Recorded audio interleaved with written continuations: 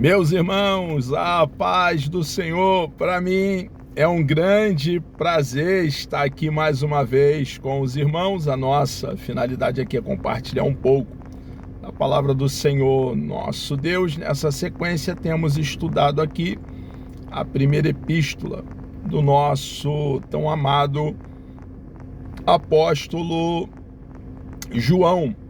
Ele abre a sua epístola e não tem aqui nenhum destinatário, não menciona nome de algum obreiro ou amado irmão ali naquela ocasião, no primeiro século, e nós entendemos que ele estava escrevendo com a finalidade que fosse uma epístola ou carta circular, que circulasse ali por aquelas igrejas que estavam naquela região ali da Ásia Menor, naquela ocasião, a atual Turquia.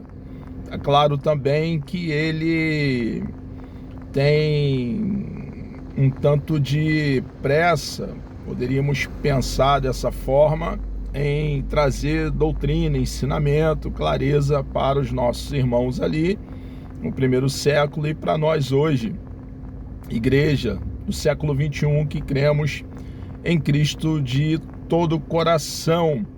Ele aqui dá a impressão, na sua escrita, que está escrevendo ali para irmãos bem conhecidos. Ele não menciona aqui o seu próprio nome, não faz menção dele ser um dos apóstolos do nosso Senhor e Salvador Jesus Cristo.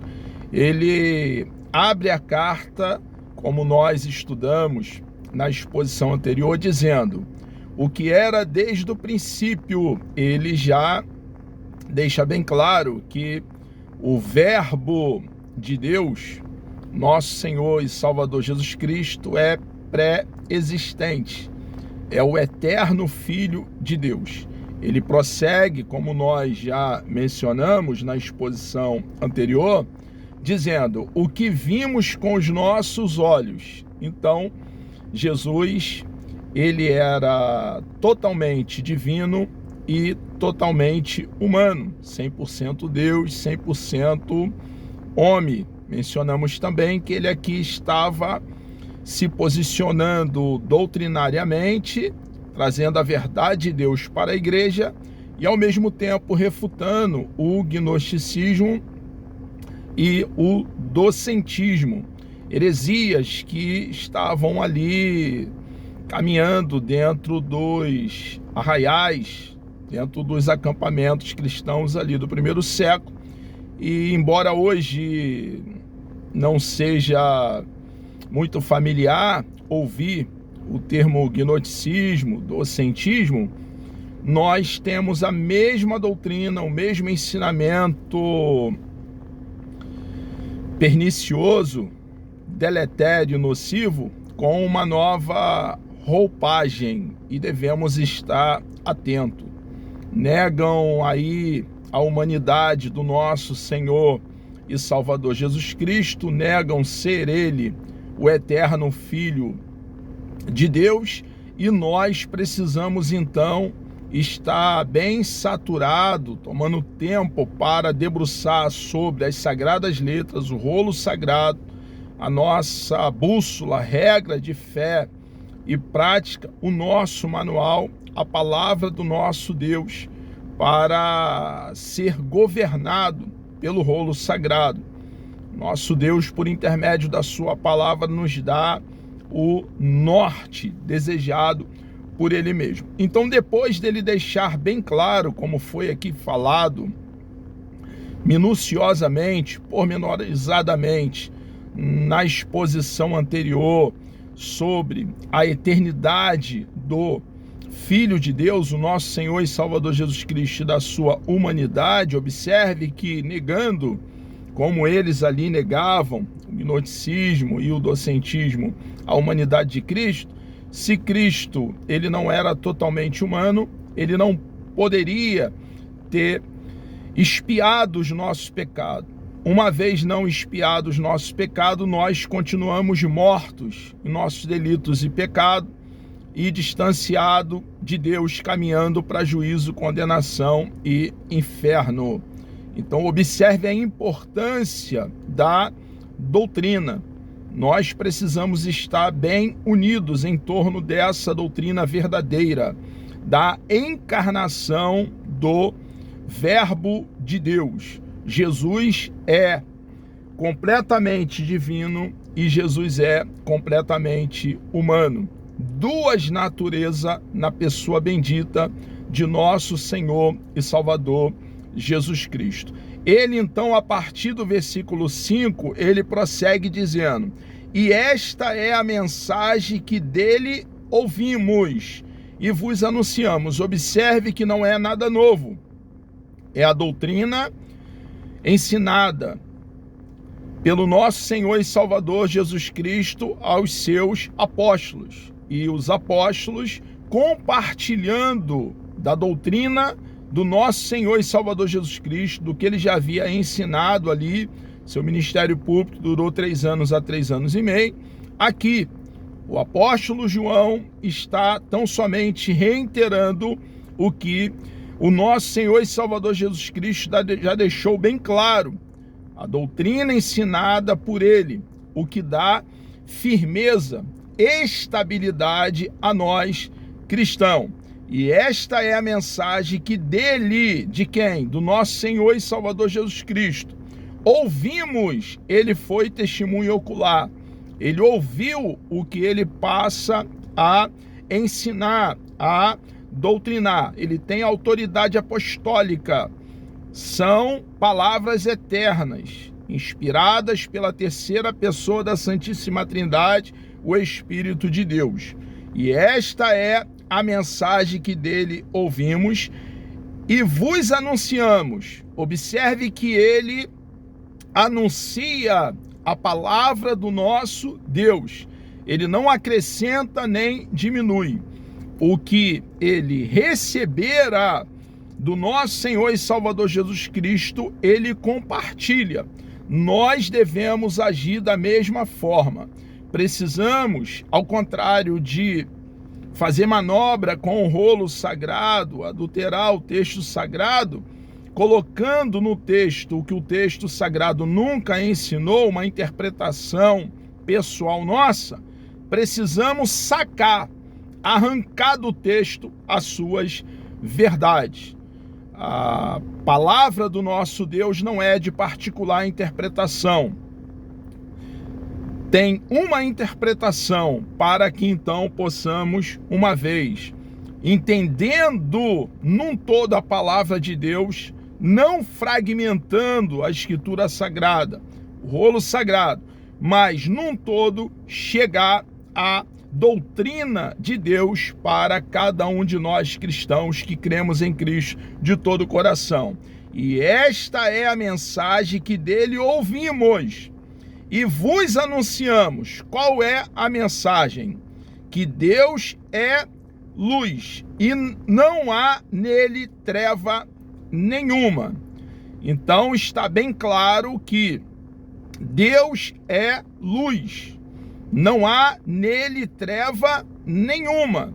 Não há como dizer que foi alcançado pela graça de Deus mediante a fé e viver na prática do pecado. É claro que somos pecadores. Se dissermos que não temos pecado, não há verdade em nós. Mas a nossa postura no que concerne ao pecado é de aversão, porque o pecado causa uma divisão entre nós e o Deus que nós amamos.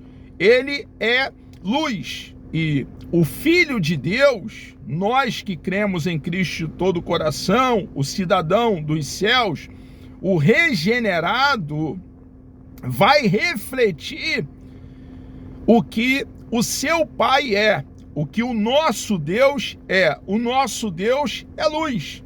Nós precisamos refletir a luz, andar na luz. Um dia em nossa vida pregressa, antes de abraçarmos a causa do cristianismo, estávamos em trevas, em um charco de lodo. Vivíamos uma vida desregrada e dissoluta. Estávamos longe de Deus. Nossa condição era tenebrosa, era funesta. Mas um dia, ferido pelo Evangelho, pela boa mensagem de salvação que dá vida a mortos, o plano bendito de salvação elaborado pelo nosso amado e bondoso Deus e colocado por Ele mesmo em execução, uma vez alcançado pelo Evangelho, ferido pelo Evangelho, devemos viver em novidade de vida. Devemos entender o nosso chamado e viver de forma digna a nossa vocação. Fomos vocacionados pelo nosso amado e bondoso Deus para viver para Ele. O nosso desejo e o nosso pedido diário ao nosso Deus em oração é para que Ele nos dê coragem, poder, unção, para agradá-lo diariamente. Então, não há meio termo, irmãos. Ou nós somos da luz, ou nós somos das trevas. Mais uma vez, o apóstolo João aqui está deixando bem claro para a igreja a doutrina genuína e verdadeira, que o Filho de Deus anda agradando o Deus que tanto fizera por ele.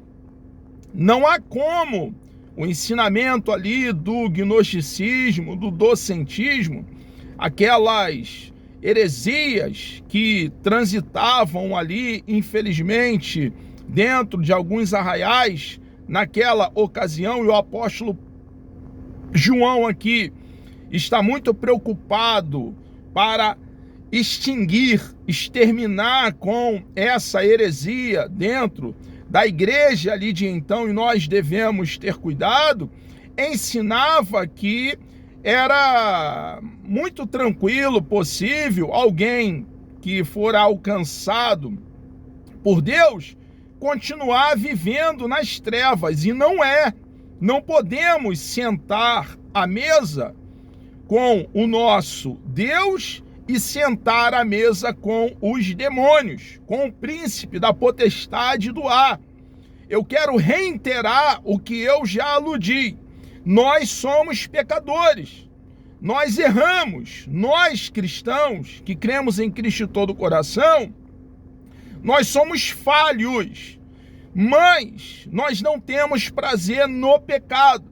Nós buscamos poder no nosso Deus para agradá-lo, e Ele é luz, e nós temos que ter consciência e olhar para dentro de nós mesmos, fazendo uma autoavaliação e buscar em Deus força, coragem para viver, praticar a sua bendita e preciosa palavra, que deixa bem claro para nós que somos filhos da luz. O nosso Deus, irmãos, Ele é puro, e tudo o que queremos é desfrutar de comunhão, relacionamento, intimidade com Ele. Observe que aqui o apóstolo João, ele usa esses termos: vimos a Jesus, contemplamos a Jesus, tocamos da palavra da vida. Esses termos falam de relacionamento com Jesus, fala de comunhão com Jesus, e está em sintonia, alinhado a Jesus. E como nós vamos ter relacionamento com o nosso Deus, como nós vamos desfrutar de comunhão, estar em sintonia, alinhado com o nosso Deus, se não andarmos na luz? É o ensinamento, a doutrina que está bem clara aqui do apóstolo João para os nossos amigos e irmãos ali no primeiro século e para nós hoje, igreja do século 21. Os céus e a terra passarão, mas as palavras do Eterno jamais passarão. São verdades para os nossos irmãos e amigos ali no primeiro século e verdade para você, minha irmã, meu irmão, e eu hoje. São doutrinas extremamente relevantes. doutrinas que nos mantêm vivos, arraigado, calcado, plantado, fundamentado no nosso Deus que é luz. E esta é a mensagem que dele ouvimos e vos anunciamos. Ele, o apóstolo João, aprendeu do nosso Senhor e Salvador Jesus Cristo, e o que ele aprendera, sem aumentar e sem diminuir, ele estava então compartilhando, pois era firmeza, estabilidade para o rebanho, ali no primeiro século e para nós hoje, rebanho aqui do Senhor no século 21. Que Deus é luz e não há nele treva nenhuma. Se dissermos que temos comunhão com ele, com Deus, se dissermos que desfrutamos de relacionamento com Deus, andamos com Deus, nós precisamos deixar bem claro através das nossas atitudes, das nossas ações, das nossas práticas, que é uma realidade esse andar com Deus. É o que o apóstolo João está dizendo aqui. Se dissermos que temos comunhão com ele, e ao contrário de andarmos na luz, andarmos em trevas, mentimos e não praticamos a verdade. Então, as nossas ações, as nossas práticas, o nosso atuar aqui nessa esfera vai deixar bem claro se somos filhos de Deus ou não, se temos comunhão, relacionamento, intimidade com Deus ou não. É muito interessante observarmos que é o mesmo princípio da fé genuína, da fé robusta, da fé de boa qualidade. Se nós temos uma fé de boa qualidade, uma fé genuína, essa fé nos conduz às obras, à ação, a viver em novidade de vida, a viver uma vida radicalmente, totalmente diferente da vida que vivíamos antes de termos um encontro com o nosso Senhor e Salvador Jesus Cristo. Então o apóstolo João aqui está nos exortando, nos conduzindo a termos cuidado com a nossa própria vida. Se dissermos que temos comunhão com ele, comunhão com Deus, e andarmos em trevas, mentimos e não praticamos a verdade. Então, precisamos andar na luz, como filhos da luz. O regenerado, nós que passamos pelo ato do novo nascimento, temos o rolo sagrado, as sagradas letras, a nossa lei. E devemos ser norteado, governado pela palavra do nosso amado e bondoso Deus, o Deus de toda a graça. Mas, se andarmos na luz, se ao contrário de andarmos nas trevas, andarmos na luz, tivermos essa postura de andarmos na luz, como ele na luz está, ele quem? Deus na luz está, é o ensinamento, a doutrina do apóstolo João aqui para nós, temos comunhão uns com os outros. Então, estar em Deus vai nos levar o desdobramento dessa comunhão com o nosso Deus, desse relacionamento com o nosso Deus, desfrutarmos de comunhão, relacionamento com os nossos irmãos, que são membros do mesmo corpo, qual nós também, como membros, fazemos parte, o corpo de Cristo, tendo Cristo como cabeça e Salvador desse mesmo corpo, que é a sua própria igreja. Temos comunhão uns com os outros. E o sangue de Jesus Cristo, ele menciona aqui o precioso sangue do nosso Senhor e Salvador Jesus Cristo, o sangue da nova aliança, o sangue que fala mais alto que o sangue de Abel, o sangue remidor que nos lava, nos purifica, nos faz mais branco que a neve. O sangue que pagou a dívida que cada um de nós tínhamos com Deus Pai. O sangue que nos dá acesso a Deus Pai. O sangue que nos reconciliou com Deus Pai. O sangue precioso que fora aspergido naquela cruz para a remissão dos nossos pecados. O sangue que nos arrancou do mercado de escravo o qual nós estávamos. E esse precioso sangue mudou toda a nossa história. Agora, uma vez adquirido pelo nosso Senhor e Salvador Jesus Cristo, comprado por Ele, para viver em novidade de vida, desfrutando dele, temos comunhão com Deus. Não há mais inimizade. Ao contrário de estarmos longe, distante de Deus, somos filhos de Deus.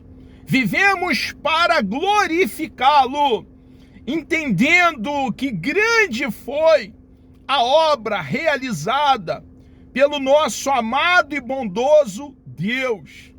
Deus enviou o nosso Senhor e Salvador Jesus Cristo. Jesus Cristo foi o nosso substituto, o nosso representante, o nosso fiador. E Ele pagou um alto preço por cada um de nós. Preço de sangue. E o seu próprio sangue, sangue de grande valor, é o sangue que o apóstolo João aqui está mencionando. E o sangue de Jesus Cristo, seu Filho, o eterno Filho de Deus, nos purifica de todo pecado. O sangue de Cristo nos lava. O sangue de Cristo nos dá ousadia, autoridade de adentrarmos de cabeça erguida e desfrutarmos de comunhão com o nosso amado e bondoso Deus, arraigados, calcados, plantados no precioso sangue do nosso Salvador. Amados, chegamos aqui ao término de mais uma exposição aqui nessa epístola ou carta tão preciosa, com doutrinas tão consistentes para nós, a Igreja de Nosso Senhor e Salvador Jesus Cristo. Querendo o nosso amado Deus, Deus me dando vida até lá, no nosso próximo encontro, estaremos aqui então analisando, pensando, ponderando o capítulo 1 da primeira carta do nosso tão amado apóstolo João, a partir do versículo 8. Vamos orar? Deus amado, nós louvamos o teu nome. Obrigado, meu Deus, por essa grande oportunidade de poder compartilhar da tua verdade de forma genuína com os nossos amados e queridos irmãos, nossos amigos também que ainda não abraçaram a causa do cristianismo, mas tomam tempo para conhecer as nossas doutrinas, ó Pai, tão preciosas que o Senhor deixou registrado na tua palavra. Muito obrigado, meu Deus, pela obra grande que o Senhor realizou na vida de cada um de nós. Por favor, meu Deus, nos conceda um dia abençoado na tua presença. Muitos pedidos de orações são feitos. Peço que o Senhor, Pai, possa estabelecer a tua vontade na vida de cada um de nós. Deus amado, obrigado, ó Pai, por tudo que o Senhor já fez por nós, lá naquela pequena colina chamada Gólgota, lugar da caveira no Calvário. Nós somos gratos, ó Deus, por tudo e lhe pedimos coragem, autoridade, unção, poder para, como arauto, proclamar, compartilhar da boa mensagem que dá vida aos mortos, do evangelho, do teu plano bendito de salvação. Entregamos nossas vidas ao Senhor e assim oramos agradecidos por tudo, em nome de Jesus.